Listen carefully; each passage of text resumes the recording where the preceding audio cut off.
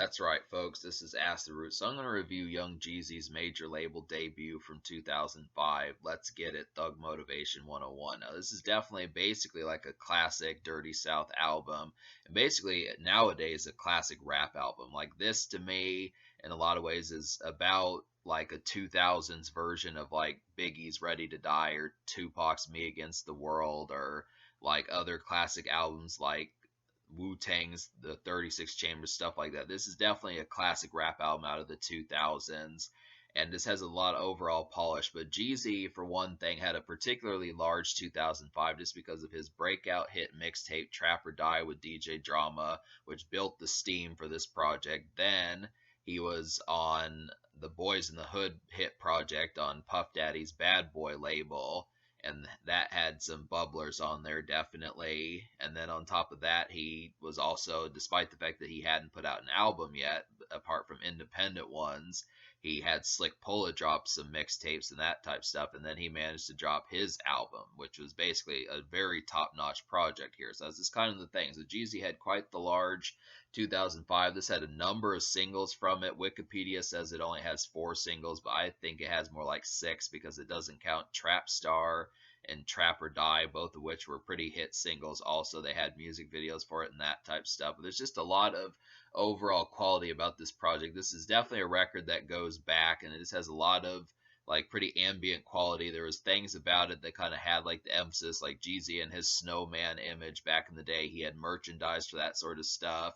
And there was just a lot of overall product where things were kind of crunk related until about this point in 2005, which Jeezy does have a very minor amount of crunk on this album, but for the most part, prior to about May, June, July of 2005, things were still kind of more ran by Lil Jon and that type, and Lil Scrappy and some of those type people, Bo Hagen, and like more people like Crime Mob and those type people, at least in terms of Atlanta rap music as far as that kind of went. Now T.I. was kind of in the in-between territory, but Jeezy was one of the first ones to kind of flesh away from that and just make it kind of more swag rap and drug dealer rap in that sort of sense. It's more in that more refined kind of atmosphere because he was like one of the better rappers that charted around this time. This definitely has a heavy emphasis. Lil Jon was kind of starting to phase out around this time. It's too bad that he didn't produce any beats on this project because I think they could have definitely worked well. I know Lil Jon produced some stuff on Jeezy's Come Shop With Me project, but yeah, this is just a very lightning kind of project. It has lots to talk about, lots of quality producers, like Manny Fresh is on here, Akon produces a beat, like Drumma Boy, Midnight Black, Mr. Collar Park. There's just a lot of overall good producers on here. Definitely very circa 2005, but it's still a lot of these beats stand pretty strong today. So there's just a lot of good stuff to talk about, and we'll kind of get into this. So the first single was And Then What? And this one basically came out in the early summer of 2005. This was around the same time when Boys in the Hood dropped Them Boys. So you basically got like a double dose of Jeezy, and it was just kind of random just because he didn't really have hit singles prior to about the spring of 2005. So it's just interesting. I mean, with the stuff that I've reviewed by Jeezy, you should know better than that just because he did have some underground kind of bubblers. But in terms of like his commercial breakout single, And Then What was the one that did it. And really, I feel like Soul Survivor is a better song, and Go Crazy is a better beat and a bit more hooky, and My Hood's definitely a more hooky song. But I do feel like for the emphasis of a debut single, And Then What, produced by Manny Fresh and has Jeezy on here, is just a pretty dope debut as far as that kind of goes. This is a pretty stock kind of vanilla club type song. Definitely like the kind of belly, kind of distorted, kind of dark kind of belly production on here, and I just feel like it really serves as like a just kind of factory made kind of club song. This not quite as crazy as like some of these other ones. Like Soul Survivor is a little bit more invigorating and exhilarating, but in terms of just like another standard regular night at the club, this is definitely one that has a lot of energy, and the chorus is just pretty factory ready to go. Also, it's not bad. It's just this is really kind of just made for club nights, and this is good. It's just a good chorus that really happens to be that one. Soul Survivor is the second single. This is more where I jumped on the Jeezy train back in the day. I remember this song just because of Akon, because I was more used to Akon around this point in 2005. But I definitely would have to say that Soul Survivor is basically a classic 2000s rap song. This is definitely one that I feel like continues to have like a lot of this is definitely one that I feel like continues to have like a lot of sparkling energy. It's just a classic 2000s rap song. Akon delivers a very stellar hook, and this is kind of one that kind of helped. Co- this was kind of one that helped propel Akon into hook making as well. I mean, he had his own music, but for the most part, apart from like Baby Bash and maybe like one or two other people, Jeezy was like the breakthrough artist that kind of got Akon to where it's like, hey, he does some damn good hooks here, and it's just this one has a little bit more energy, a little bit more infectious than in Then What, but it is another stock kind of club song. This is really kind of an exhilarating one. This feels like a pretty ferocious night as far as that kind of goes. This really has that kind of infectious energy about it. Nice kind of twinkling, sparkling keys on the song and stuff. They just really tear apart the song. The third single is Go Crazy Remix, and on the newer album editions, back in the day, this song Go Crazy did not have the Jay-Z remix on here, but nowadays it has the Jay-Z remix, and it's just a very good amalgamation of that. I feel like Go Crazy is a good Don Cannon beat. I feel like Go Crazy is a really excellent Don Cannon beat, just really kind of hooky and just has like a nice kind of brassy kind of beat on here that just really feels real kind of suave and sophisticated. This is definitely the more classy one where I feel like and Then What and Soul Survivor are just kind of more of like nightclub songs that are just kind of more of like a vanilla and just standard kind of just getting drinks kind of nightclub. But this one feels a little bit fancier. It makes sense that Jay-Z is on this song just because he was kind of more elegant around this time throughout the mid 2000s when again he was on retirement during this time period. So Jeezy got a retired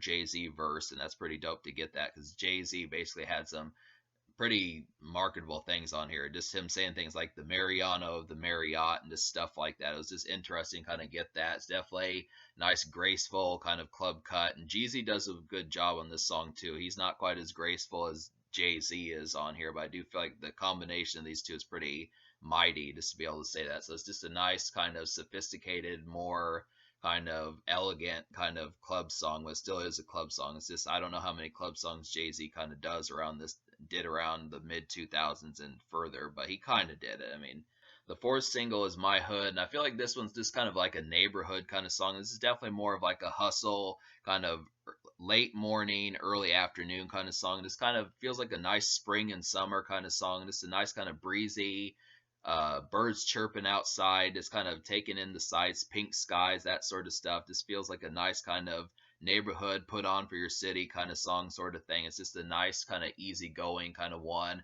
The production is not club oriented. I mean, I suppose this could be played in the club and stuff, but it just kind of reminds me of a more outdoor kind of house party kind of doing things around the house kind of feeling towards just a nice kind of taking in the sights and appreciating the weather kind of song. It's just kind of a nice one for that.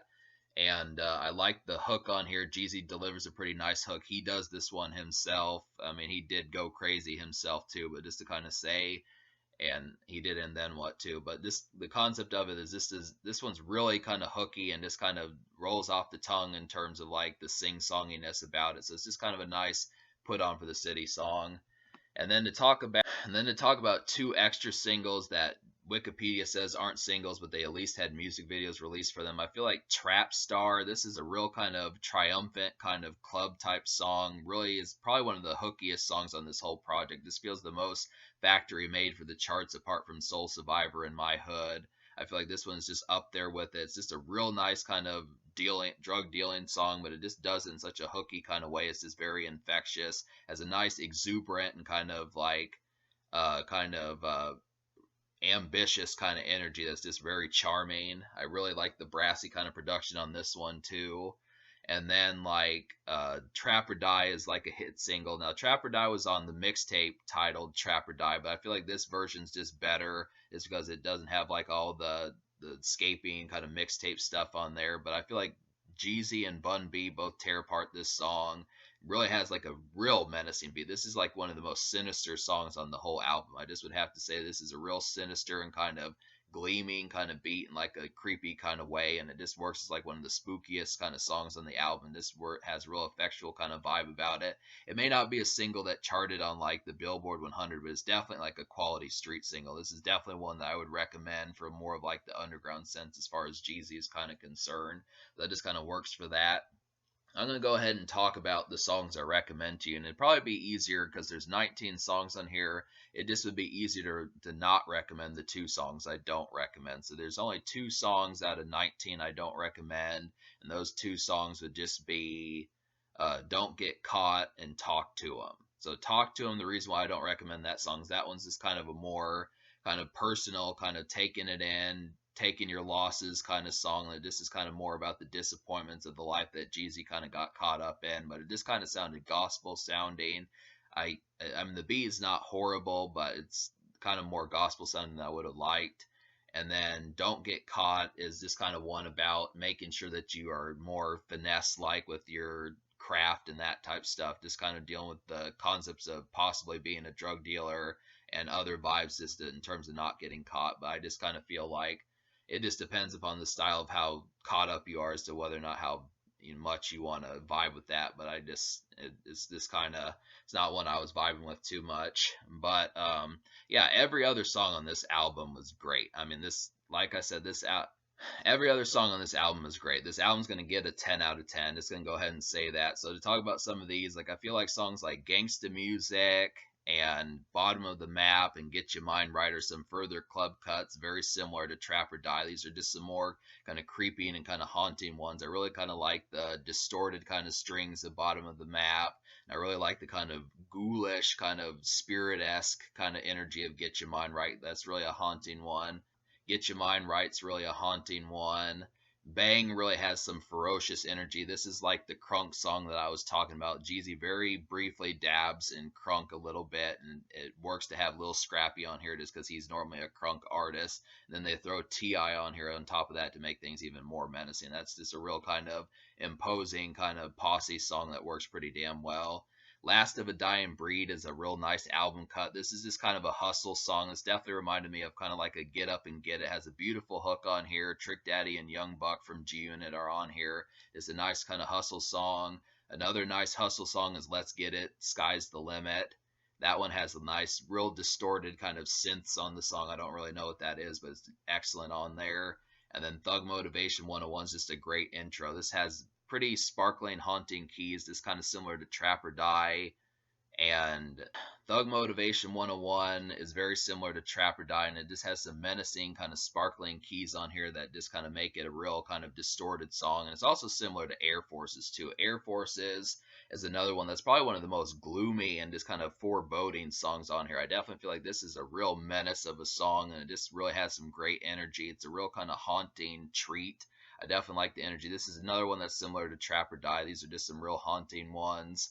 Just a lot of great energy, just excellently produced the whole way across the board. Jeezy really had some masterful productions on here, and I just kind of feel like it's just a very quality emphasis, and this is an archetype for I feel like how production should be gauged on an album. There's so many projects, maybe not so many, but nowadays it just feels like production just is not taken to the extreme that it was on this album. This is definitely like something that should be looked to in such a sense. This is definitely something that should be looked to in such a sense. This has an overall excellent quality of production on here. So this is kind of the thing.